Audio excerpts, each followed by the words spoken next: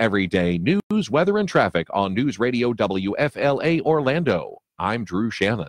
This report is sponsored by Indeed.com. You only want to use the best route to drive across town, so do the same when you need to hire. Indeed provides hiring managers the straightest path to the best new employees. Customized solutions like screener questions and skills tests will help you see beyond the resume. Post your next job at Indeed.com/hire. Now on FM 94.1, still on FM 93.1, News Radio WFLA Orlando, and still on AM 540.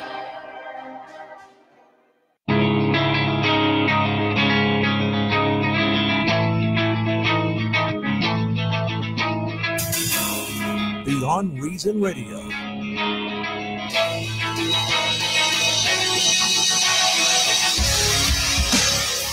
So I just want to start the show by telling you what not to do in the face of coronavirus. Because one NBA player had to learn the hard way that this is not something to be careless about. Rudy Gobert, who's basically he's been diagnosed with coronavirus. It is because of his diagnosis that the NBA has canceled, suspended, I guess, the rest of the season. Who knows if it's going to be canceled permanently or not at this point. But what he did just a few days ago is what you don't do. On Monday, Gobert jokingly mocked the NBA's temporary rules requiring media members to keep a 6 to 8 foot distance from players. Gobert, a Magic Johnson, according to ESPN.com, Gobert, a Magic Johnson Award nominee last season due to his cooperation with the media, made a point to touch all the microphones and recording devices on the table in front of him after finishing his post-shoot-around availability, which was set up in an interview at the team's practice facility instead of normal courtside area. He had a similar cavalier attitude in the locker room. That's what the Jazz players said. And he exchanged high fives with teammates in recent games. He was feeling symptoms and decided to joke about it, but now he's apologized, obviously, because he's been diagnosed. He put on his Instagram, "I want to thank everyone for the outpouring of concern and support over the last 24 hours. I've gone through so many emotions since learning of my diagnosis, mostly fear, anxiety, and embarrassment, obviously. The first and most important thing is I would like to publicly apologize to the people I may have endangered. At this time, I had no idea I was infected. I was careless and make no excuse. I hope my story serves as a warning and causes everyone to take this seriously." I think so, but that's definitely an example of what you do not do in result of this. It is Beyond Reason, obviously. This is Beyond Reason Radio. I am your host, Michael Yaffee, your voice of reason in a world that is beyond reason. We're on until 8 p.m. tonight right here on News Radio WFLA Orlando. You can also catch the podcast anywhere podcasts are available. You can like the Beyond Reason Radio Facebook page as well. We're on Facebook Live. I'm going to try to be a voice of reason through all of this. It's going to be difficult because there really aren't a lot of voices of reason on this. It seems like when I'm watching the reaction to some of this. But we'll get into that in a moment. But Tom Benson is joining me as well. I am here. You feeling okay? I feel fine. You know, I haven't touched the mic. Yeah, don't touch the mics or anything. So I thought I would go to you because there have been a ton of breaking news in the past 24 to 48 hours. Besides the NBA, a lot of sports are taking a big hit. Yeah. I think the biggest hit is the fact there's not going to be any March Madness this year. Yeah, it's huge. And that means I don't think they're going to suspend it. I think it's just done. I think so, too, because a lot of players are probably getting close to graduation and testing time. And this is not only the NCAA men's tournament, it's also the women's tournament that's affected. Major League Baseball today shut down as of 4 o'clock this afternoon, the remainder of spring training in Florida and also in Arizona, and they're delaying the start of the regular season by at least 2 weeks. It was scheduled to open up on March the 26th, which really was the earliest date ever for the play to start. But they're going to stop at suspended for at least 2 weeks. Other sports-related items that are affected: Major League Soccer's off. The NHL has suspended or postponed their seasons. I understand there's going to be a couple of car races with no one in the audience, just the races going themselves. Now, that's good for TV because the ratings are going to go up. But, I mean, all the other sports that are canceled, that's a lot of people who are affected. You know, you're talking about the people who sell the hot dogs, the hamburgers, the technicians. There's the bars around. And March Madness is a big deal. During the rest of the month of March, it is, I'm sure it generates millions of dollars. Yeah. There is no doubt this is going to have an effect on the economy, and it goes even beyond that, even beyond sports venues. That's right, because Disneyland out in California is heeding the wisdom of the government out there, and they've which has declared an emergency, state of emergency out there. So Disneyland is closing as of Saturday for the remainder of the month of March on the short end. No word on Disney World here or Universal. You have to think it's coming, though. But you would think. Especially since we had a new case today in Seminole County. Mm-hmm. It's probably going to be sooner or later, but still no official word on Disney World and Universal and also SeaWorld. Yeah, and all the water parks, I'm sure. And as for the city of Orlando, they're wary of the coronavirus threat to the elderly. They decided late today to close all the senior citizens centers and also suspend all programs indefinitely.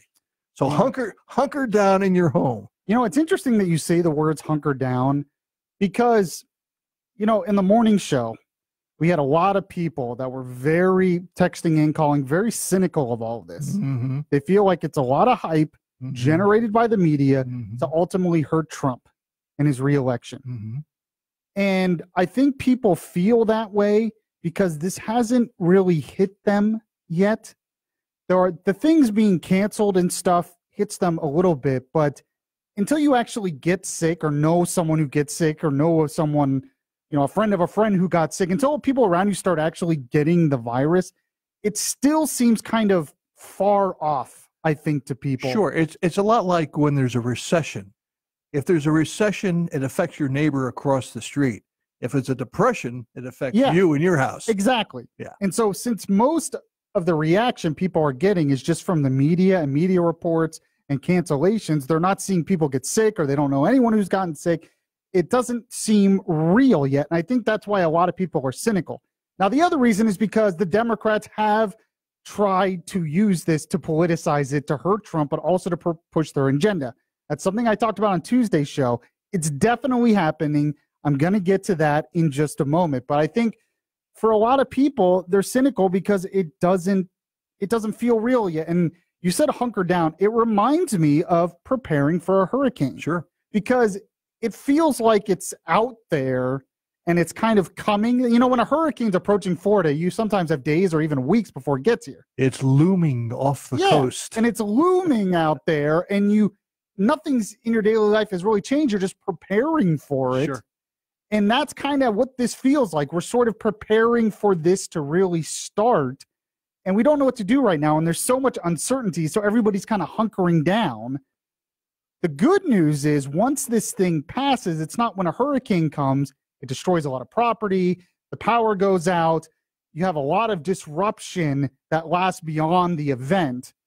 The good news is once this passes, for the most part, we can just almost immediately get back to our daily lives. It's just getting through this tough time.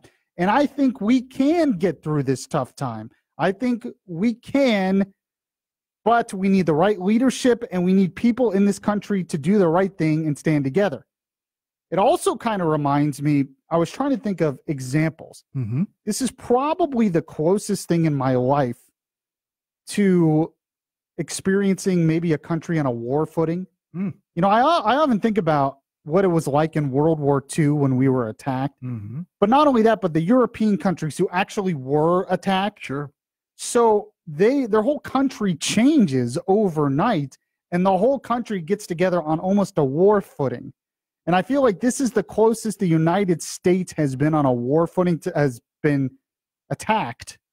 Kind of an example, maybe in a long, long time. Even though it's not a war, it almost feels like that because it's coming on our shores and we're having to change our daily lives to fight against it. So that, to me, those are the two best examples I've seen of this. But there is some hype, and we'll get to that in a moment. We also have to get into Trump's response and Trump's address last night. Because President Trump, when I first watched his speech, it seemed pretty good for the most part. And I think it was fine. But there were definitely some mistakes during the speech that, to me, are inexcusable. I'm sorry. You can't make these kind of mistakes when you're president of the United States giving an Oval Office address dealing with a pandemic that has a lot of people concerned and anxious. The first example is when Trump talked about his travel ban, and he said this. To keep new cases from entering our shores, we will be suspending all travel from Europe to the United States for the next 30 days. The new rules will go into effect Friday at midnight. These restrictions will be adjusted subject to conditions on the ground. There will be exemptions for Americans who have undergone appropriate screenings, and these prohibitions will not only apply to the tremendous amount of trade and cargo, but various other things as we get approval.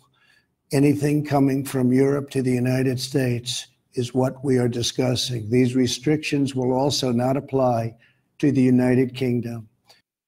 So I don't blame Trump completely for this because he was obviously reading and it was obviously a typo. So he said these prohibitions also apply to trade and cargo, which is not true. It doesn't apply to that. He had to clarify that later. But right after that, he said, and the exemptions also apply. And I think they meant to put the exemptions also apply to cargo. And then the exemptions also apply to the other things. But it was obviously a mistake.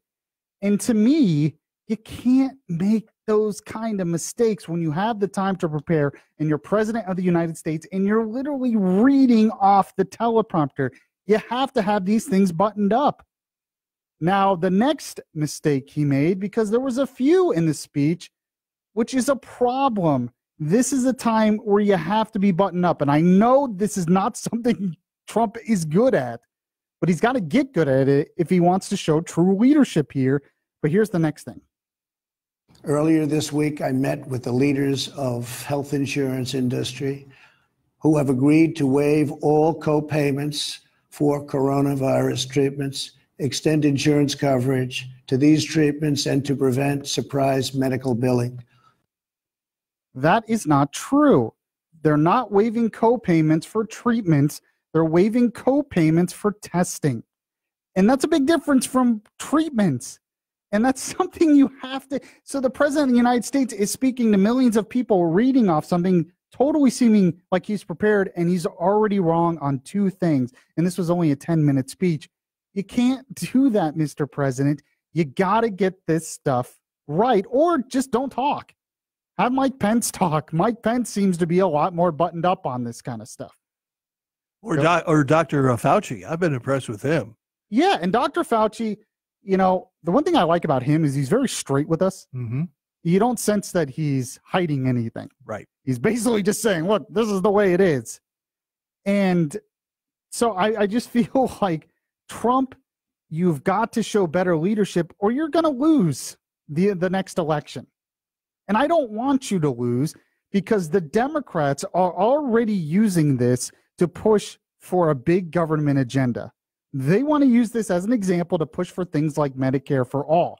And if you lose Trump, and if the Republicans lose in November, there is going to be a huge push for that after this. And I don't want to see that happen. So he has to do better. And most of my criticisms of Trump, even since the beginning of his presidency, are not his actions. It seems like when you look at the actions from the administration, even in the midst of this pandemic, they've been good. Pence has been seeing these governors. The governors have praised a lot of the response from the administration. The only issue has been there hasn't been enough test kits. That's not Trump's fault. That was a technical error made by the CDC, which Dr. Fauci even had admitted. And luckily, the private sector has been able to pick up on a lot of the slack, which the CDC failed at. But that has been an issue. But for the most part, the administration response has been good. The part of the administration response that has been bad is Trump either won't shut his mouth when he needs to shut his mouth, or when he needs to talk, he got it wrong. It's his mouth versus his actions. And in a time like this, words from the president matter. They just do. People are not going to excuse it anymore as, oh, that's just Trump. Other issues, they're willing to do that. This one, they're not, and it could hurt him politically. Now, that being said, the Democrats are still using this to promote partisan divides. And I'll tell you how next. We have so much to get to. This is Beyond Reason Radio. I'm your host, Michael Yaffee. We'll be right back. Download the iHeartRadio app and catch the Beyond Reason Radio podcast. Message and data rates may apply. Do you want to learn how to get started making money flipping houses right here in Orlando? If so, we have an amazing opportunity for you. We're looking for a small group of motivated individuals to join our real estate investing team. You'll be introduced to our 3-step system for flipping homes right here in the local area. This is Than Merrill, star of A&E's hit TV show Flip This House. My team and I are looking for a handful of people in the Orlando area who want to learn how to get started making money flipping houses in your spare time using other people's money. Orlando is a perfect market for my system, and next week I'm holding a free 2-hour educational workshop where we'll share how to get started making money flipping houses and how to build long-term wealth with income properties. To get 2 free tickets to Than's workshop, text your 5-digit zip code to 82,000. Seating is extremely limited, so text your 5-digit zip code to 82,000. Text in the next 10 minutes, and you'll also reserve a free copy of Than's Money for Deals Guide. Just text your zip code to 82,000. Attention men and women, if you're one of the millions that suffer from discomfort with your knee, back, or shoulder, and it's becoming harder to enjoy simple things like working out or just going for a walk, please listen carefully. My name is Donna Taylor, founder of CBD Labs. And here's my story. I was suffering with so much physical discomfort that I had to do something about it. With CBD products popping up everywhere, how do you know which product to use? I was determined to create the most powerful CBD product available from the hemp plant that contains no THC. And we did. CBD Labs is the highest concentrate full-spectrum CBD tested in FDA labs. It goes to work in just minutes, and we guarantee it. Call now and find out how to get a free bottle of CBD Labs and get our ebook on everything and anything CBD as your free gift. To get your free bottle of CBD Labs CBD oil, call 800-605-8842. That's 800-605-8842. Free bottles for limited time. Call now. 800-605-8842. That's 800-605-8842. Later, much later, we heard something. We didn't breathe for listening. Then footsteps on the back porch, creeping, then more confident. After all, nobody was home. A hand closed on the knob on the screen door to the kitchen and found it latched. We heard a little sawing sound as a file began to slice through the screen wire. Grandma reached down for something in her sewing basket. Through the darkness, I managed to notice Grandma's rocker was rocking and she wasn't in it. She was standing over me. "Keep just behind me," she whispered. I followed her across the room into the kitchen. Now we were by the door, and I heard the scuffle of heavy feet in there on the crinkly linoleum. Grandma turned back to me. Under my nose, she struck a wooden match with her thumbnail. She touched the match to something in her other hand. It sizzled. Then she leaned down and rolled it into the invisible kitchen. Explore new worlds. Find out what happens next by reading the book A Long Way from Chicago by Richard Peck. For other great book ideas, visit literacy.gov. A message from the Library of Congress and the Ad Council. Broadcasting from the Mills Air Studios. For all your AC needs, go to millsair.com to schedule an appointment.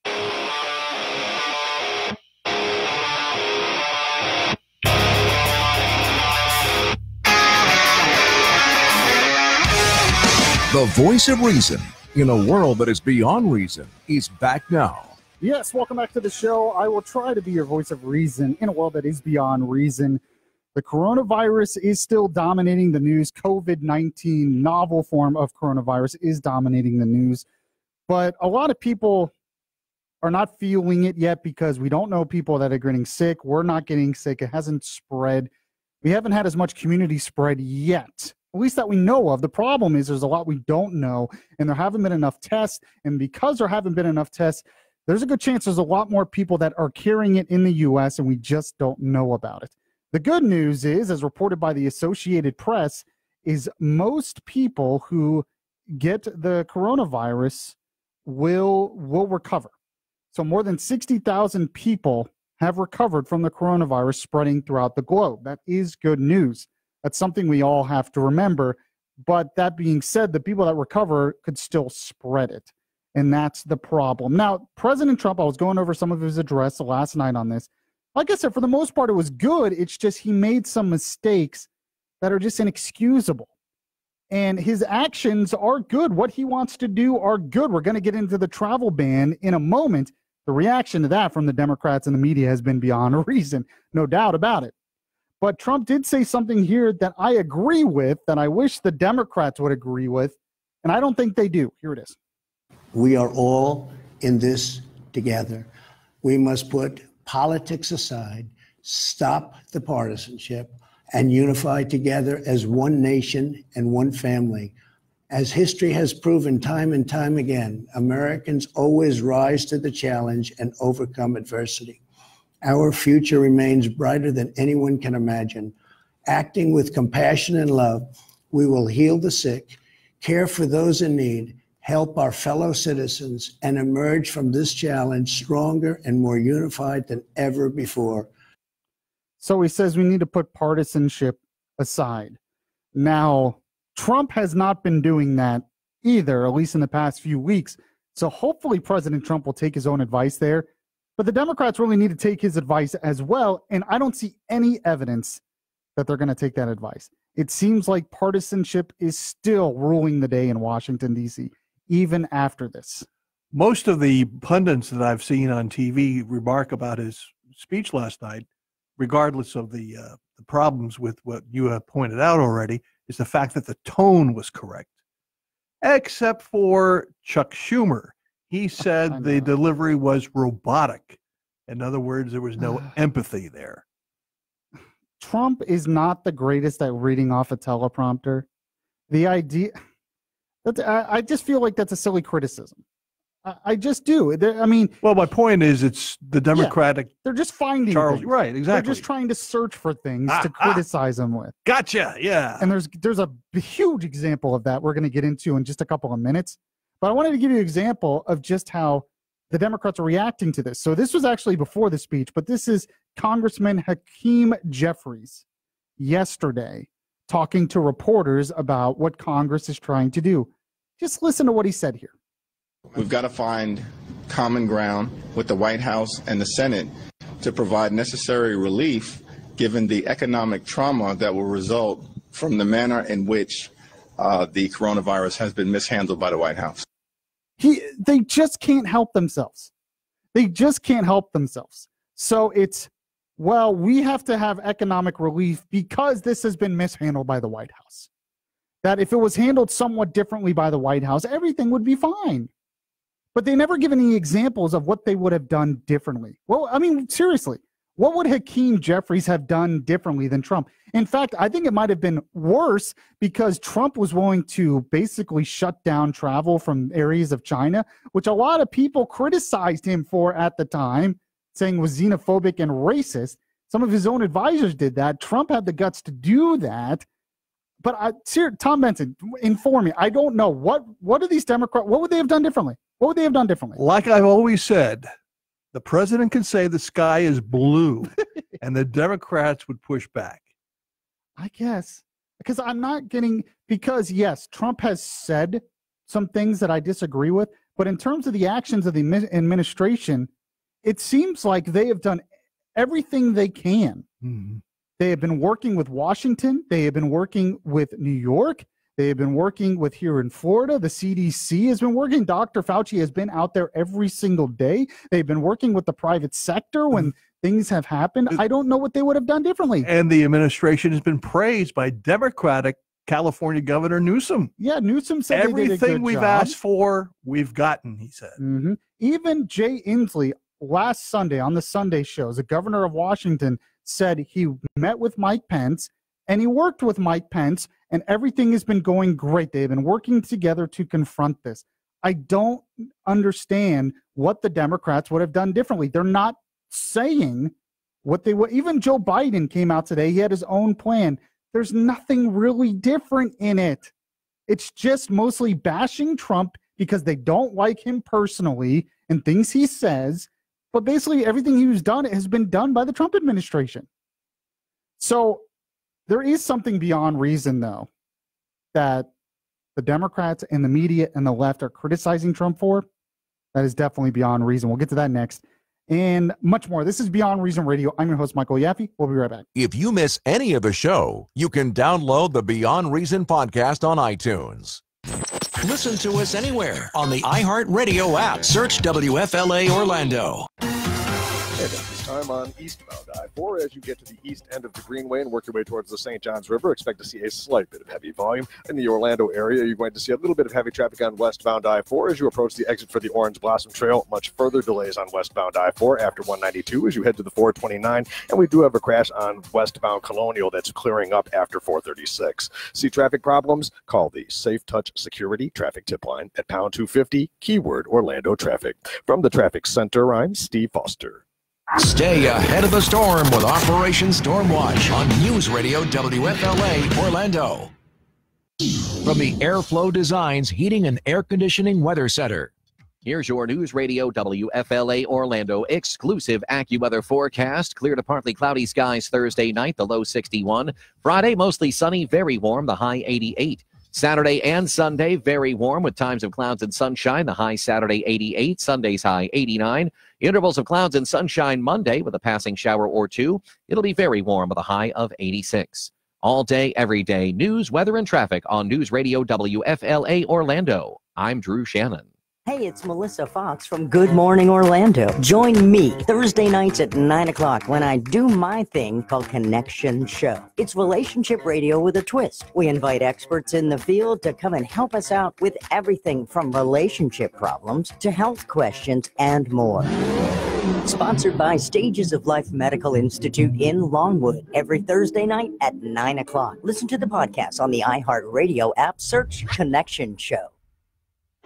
How can International Diamond Center consistently offer the best diamonds at the lowest price? Well, it starts with owner Keith LeClaire's unique history. I started in the wholesale side of the business. We've been in manufacturing. We've been in diamond cutting, at a diamond cutting facility. Keith's ability to source diamonds is second to none, with global connections, including De Beers site holders. There are diamond centers around the world. We're in all of them. We're cutting out all these middle guys. And to further drive down prices, Keith buys in huge quantities and then cherry picks only the best for IDC showrooms. If anybody ever comes in here, they'll see me with my head down and I'm sorting diamonds. And because Keith thinks like a wholesaler, he's turned the whole retailer jewelry business model upside down with higher volume and lower profit margins. We can work on reduced margins. It's simple for us. We've done it our whole life. For 38 years, we've done it. Worldwide connections, unrivaled buying power, high volume, low margins. That's the IDC advantage. The finest quality at the best price, guaranteed. International Diamond Center with 4 Orlando locations.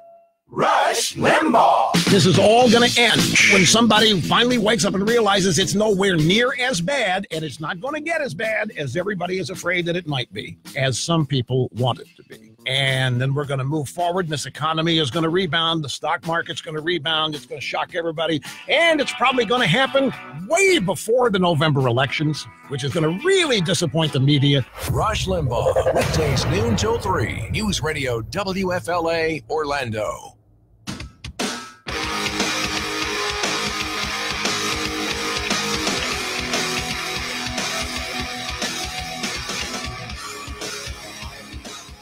The place where we talk faith, culture, and politics. Beyond Reason Radio continues. So you want to talk about it getting real, at least for me personally? This is the breaking news today about the coronavirus in Florida. The first coronavirus case in Seminole County was reported. A 68-year-old man who was tested at Advent Health Altamont Springs, which is literally just like a mile or two from where I live. The Florida Department of Health says the man who had been on a Nile River cruise and in Torrance, Egypt, which seems to be where most of these Florida cases are coming from, is now being isolated. Advent Health said the man is not being treated at the hospital. So not being treated at the hospital. Where is he being treated then? Interesting, though, that, I mean, that's pretty close to where I live. I live in Altamont. So now it's a case of, it's a travel-related case, but you wonder where he's been since he traveled. Sure. That's the problem. Yeah. So it kind of got real for me there a little bit. Now, another reason it did is because we were giving away tickets to Brian Regan, a comedian, on the morning show. That's been canceled because of this, or at least postponed. And my fiance has tickets for a show in Dr. Phillips over the weekend. I have not heard, but that might be canceled, and it probably will be. It was supposed to be for a Saturday night. So I'm a little problem. So, I mean, it's getting a little bit surreal even for me in some ways, even though I don't know anyone who's gotten sick or anything. A lot of the cancellations are for overcaution, and that's fine. Yeah. Oh, yeah. You know, it's what you have to do at this stage of this whole, quote, crisis. Yeah. Like I said, the good news is, as you know, you've heard from others say, once this passes, the economy should probably boom after it because there'll be a lot of pent-up demand. I've heard that, yeah. So there's no systemic issues unless we really screw up this response, or unless maybe the Democrats get control, and that could be another issue. I do want to get into some economic aspects of this in a moment, but we have to talk about one thing that President Trump said during his speech last night that really got the left and the media very, very, very upset. And I'm going to play it for you, and you're probably not going to understand why it would get people mad, but man, did it get the Twitter world and the left and the media very, very upset. Here it is. This is the most aggressive and comprehensive effort to confront a foreign virus in modern history. Okay. Seems fine, right? Seems very, yeah, okay, that's good. I like that the president is trying to really confront this virus. What in that one little statement would have made the media go, and the left and the Democrats go berserk? Well, all you have to do is listen to New York Governor Andrew Cuomo. He was on CNN today talking with his brother Chris Cuomo, or I think it was last night. That's when his brother's show was on. And he was responding to all this, and he said this. First of all, it was shocking to people, and that is my point. This is not about a foreign virus, whatever that means. It's here. It's community spread. It's much more prevalent than we know. The testing does not reflect what it is. These are not random sample tests. It's because we have no testing capacity. He's upset because Trump called it a foreign virus. So many people apparently are upset that he called it a foreign virus.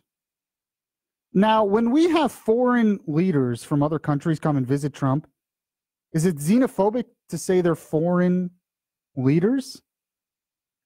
Or if you have foreign goods come that we import to the country, is that xenophobic to call it foreign?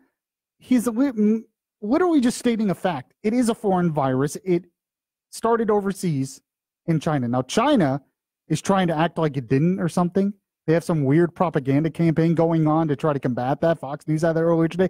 It's really bizarre. I don't even understand how they think they can get away with it. Russia's doing the same thing, so you can't trust either of them, what they say on things. But of all the things to get upset about, he said foreign virus, stating a fact, and they cannot get away from identity politics. They live and die on identity politics. It is the Democrat Party and the left's number one thing is identity politics. Everything always comes back to identity politics. And when you're talking about a disease now, what are we afraid we're going to offend the disease? I don't know. This is ridiculous. And Joe Biden came out today, and of course he's going to use this for his campaign because he's running against Trump, and he wants to make Trump look bad, and he wants to make it seem like if you were president, I guess there would be no cases. Everything would be great. Yeah, there would be no gaffes at all. Yeah, exactly. There'd be no gaffes. There would be no cases. Disneyland would still be open. The March Madness would be going if Joe Biden were just president. But even he today came out and criticized Trump over calling it a foreign virus. I don't get it. Here it is. But neither should we panic or fall back on xenophobia. Labeling COVID-19 a foreign virus does not displace accountability for the misjudgments that have been taken thus far by the Trump administration. Let me be crystal clear. The coronavirus does not have a political affiliation. It will infect Republicans, Independents, and Democrats alike. and will not discriminate based on national origin, race, gender, or zip code. It will touch people in positions of power as well as the most vulnerable in our society. And it will not stop. Banning all travel from Europe or any other part of the world may slow it, but as we've seen, it will not stop it. He even admits it may slow it. He even admits that's the goal. The goal is to slow it down so you give us more time to be prepared for it and hopefully get a vaccine or antiviral drugs. The whole point is to slow it down. He even admits that before that. He says it's xenophobic to call it a foreign virus. Their identity politics has warped their minds to the point where it doesn't make any sense. Because he shut down the borders, which is, of course, what you would want to do in a case of a pandemic. That's exactly one of the first things you want to do, is to shut down the people from spreading it to other places. It totally makes sense. And he used this to somehow make Trump a racist because he merely stated a fact. I don't understand this. Unless you've been living under a rock, you know where it came from. Yeah, exactly. Now, if you want a voice of reason on this, this is the voice of reason of the day, which I try to play a lot on Beyond Reason Radio. Mike Pence, who's head of the coronavirus task force, I think he's doing a great job. Even Democrats are admitting that. He was on Fox and Friends this morning, and he talked about the travel ban and why they're doing it. And when you actually hear his explanation, it makes Joe Biden and Andrew Cuomo and all the leftists look stupid. Here it is. Our focus here, in addition to preventing the coronavirus from being brought in, and what we learned from our health experts in the last 36 hours was that yesterday, as of the 35 cases where we had coronavirus cases, about 30 of those states, 35 states, 30 of those states actually could trace the contact to someone in Europe. That's the reason the president took the decisive action he took. Right. But make no mistake about it, we are also focusing on supporting efforts at the state and local level in California, in Washington State, and in California. CDC issued very strong guidelines for those communities about public activities, large gatherings, schools, and we'll continue simply to follow the data on this and make strong recommendations where we have what's known as community spread. So he says there, a lot of cases that we have in the last few weeks are directly traced back to Europe. That is why we decided to do a travel ban on Europe to stop the spread because, and he mentioned earlier in the interview, I don't have the audio here, but he said the epicenter of this virus started in China and then South Korea. It has moved to Europe. All the health experts are admitting that. The epicenter right now is in Europe. So to stem the flow and to slow the pandemic, which is the goal, you want to contain it at the epicenter, which is why they are closing down travel from the epicenter. It makes sense when you explain it that way. He's merely following the advice of his health experts, and you have Joe Biden saying that's xenophobic.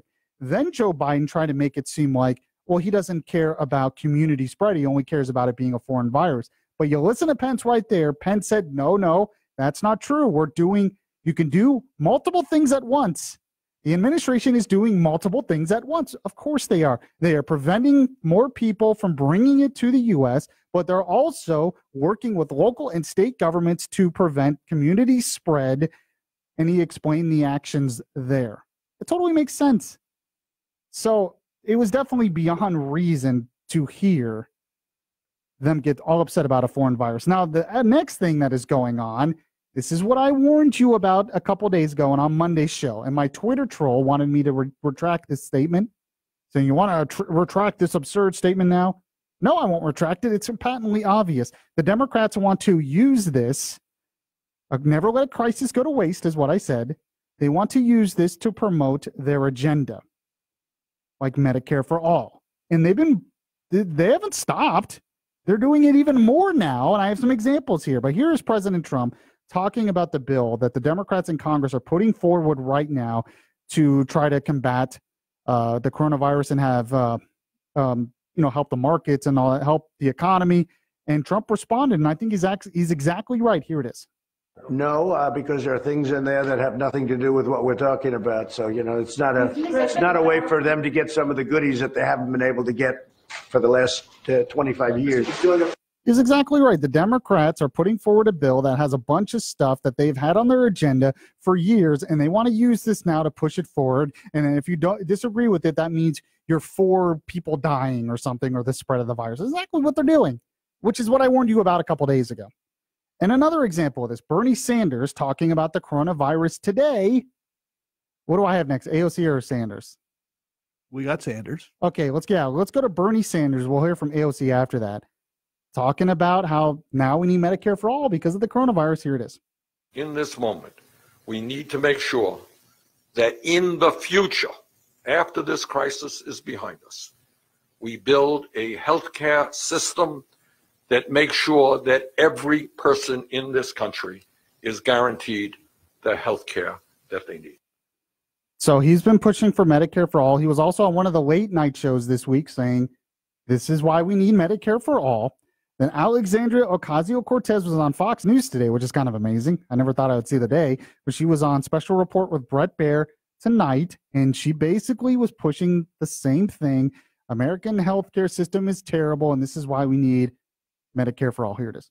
So when you look at the best, the best healthcare system in the world, that's something that's up for debate. South Korea has up to 10,000 tests per day. They've been able to provide tests to any single person that wants it. And here people are scrambling. And it almost seems like the more wealthy and powerful you are, the more able you are to access a test. But the more, the rougher a road you've got here, it's going to be a lot more difficult for you to access healthcare. That's exactly the recipe for disaster in a pandemic. So forget the fact that the federal government failed initially. It was the government organization, the CDC, that failed at their initial test. And what did the government do? They ran to the private sector for help. And the private sector has picked up a lot of the slack when it comes to the testing. That would not happen under a Medicare for All system, because a Medicare for All system would ruin the private sector healthcare parts system in our country and our economy. We have a lot more to get to.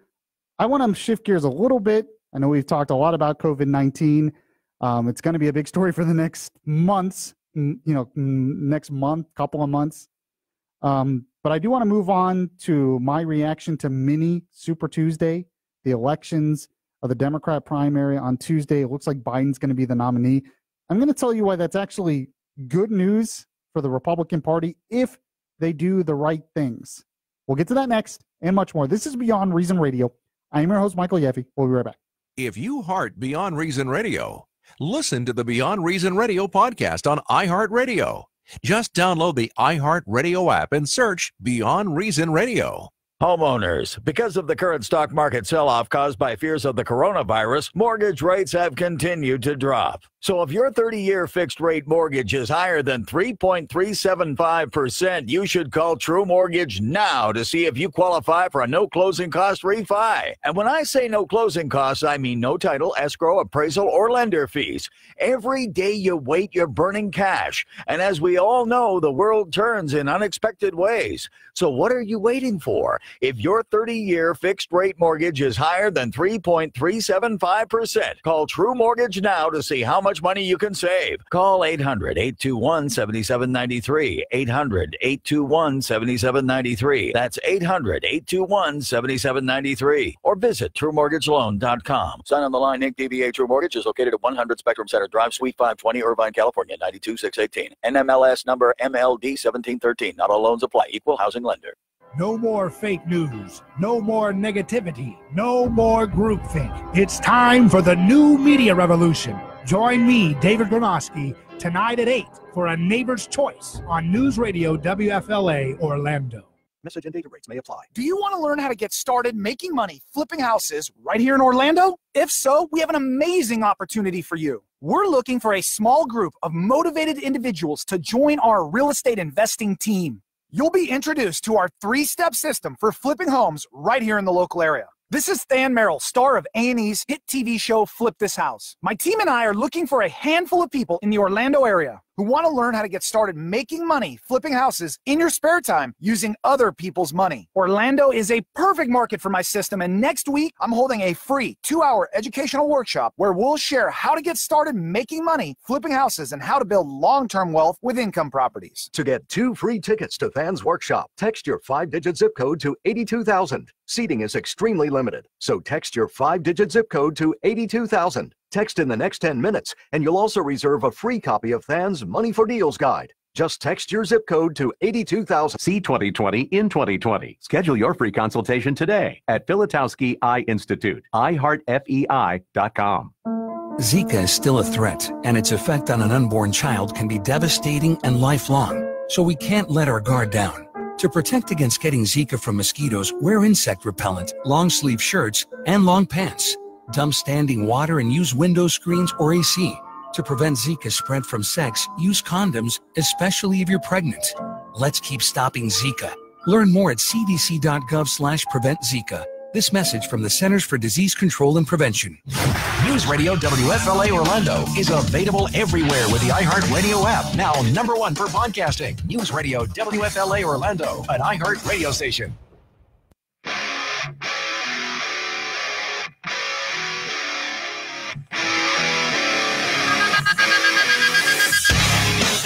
Your voice of truth in a world of fake news.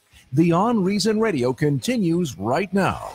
Yes, welcome back to the show. This is Beyond Reason Radio. We are going to get into some Beyond Reason politics. Just want to remind you that if you missed any of the show, catch the podcast anywhere podcasts are available. You can also find it at our Facebook page. Just like the Beyond Reason Radio Facebook page, Facebook Live video there as well. You can also follow me on Twitter at Michael Yaffee. That's Yaffee. F as in Frank, F as in Frank, E-E. That's how you spell it. It's an actual word. It's an actual last name. It's not Yappy. It's a lot of people think it is, so I just wanted to point that out. So I did want to get it, like I said, into some politics. Stop laughing at me in there, Tom Benson. I want to get into some politics because I haven't been on since Joe Biden basically dominated in the Democrat primary on Tuesday. He's dominated since Super Tuesday. And he won again last Tuesday, what they call Mini Super Tuesday. Here's a little bit of his victory speech after he won in Michigan. Just over a week ago, many of the pundits declared that this candidacy was dead. Now we're very much alive. As I said from the beginning, this election is the one that has character on the ballot. The character of the candidates, the character of the nation is on the ballot. It's more than a comeback, in my view, our campaign. It's a comeback for the soul of this nation. Now, Bernie Sanders admits that he did not have a good night last Tuesday. And he said earlier this week during a speech why he feels like people are going to Joe Biden. Not sure I agree with this, but here's what he said. We are losing the debate over electability. I cannot tell you how many people our campaign has spoken to who have said, and I quote, I like what your campaign stands for. I agree with what your campaign stands for, but I'm going to vote for Joe Biden because I think Joe is the best candidate to defeat Donald Trump. End of quote. We have heard that statement all over this country. Needless to say, I strongly disagree with that assertion. So there you go. He makes it seem like the reason why he's losing is just electability, that people really love what he wants. It's just he's not electable. But electability is what it's all about, isn't it? Well, I mean, I guess, but yeah, true. If you want to win elections, you have to be electable, kind of goes without saying. But I just want to point something out here. The biggest reason why he is struggling is not just electability. He is struggling a lot with black voters. In fact, this is a stunning statistic here.